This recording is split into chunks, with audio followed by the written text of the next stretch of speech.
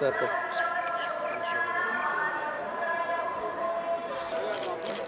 కొద్దిగా వెనక వచ్చారు ప్లీజ్. మీ వాళ్ళందరూ పిలుస్తారా లేకపోతే ప్రెస్ దగ్గర గేట్ ఉంది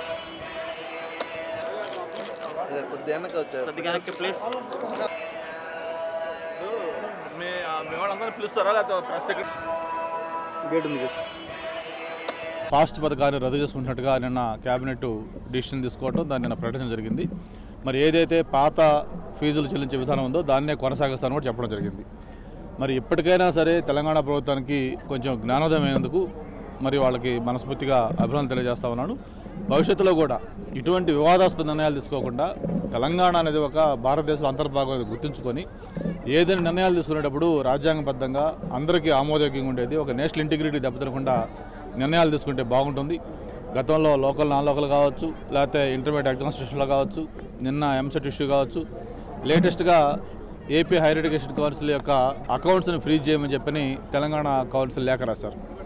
అది కూడా ఎంత ఏకపక్షంగా ఎంత అప్రాసంగా ఉందంటే ఒక చట్టం పట్ల గౌరవం లేకుండా లేకపోతే ఒక రాజ్యాంగం పట్ల నిబద్ధత లేకుండా వాళ్ళు ఒక ఏకపక్షంగా వ్యవహరిస్తూ ఉన్నారు. ఇటువంటి వాటి వల్ల కేవలం వివాదాలు సృష్టించి ప్రజల యొక్క దృష్టిని మరల్చడం కోసమే వాళ్ళు ఇటువంటి కార్యక్రమాలు చేస్తామని చెప్పి కూడా మేమందరం భావిస్తూ ఉన్నాం.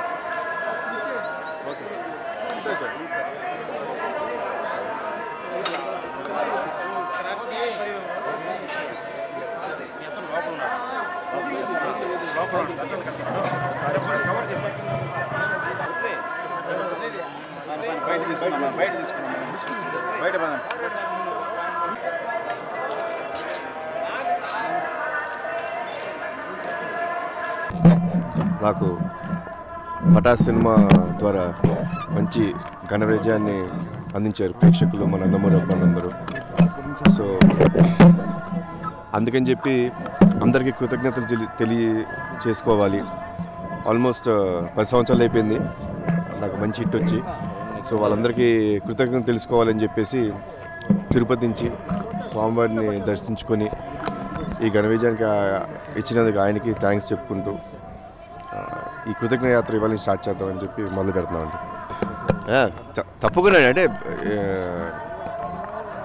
చెయ్యాలని నేను చాలా సంవత్సరాల నుంచి ప్రయత్నిస్తూనే ఉన్నాను. మీరు మీడియాలో వార్తలు వచ్చినాయి, బాబాయ్తో చేస్తాను, తమ్ముడితో చేస్తాను ఇవన్నీ అని. మంచి కథ అంతా సెట్ అయినప్పుడు డెఫినెట్గా స్టార్ట్ చేస్తాను.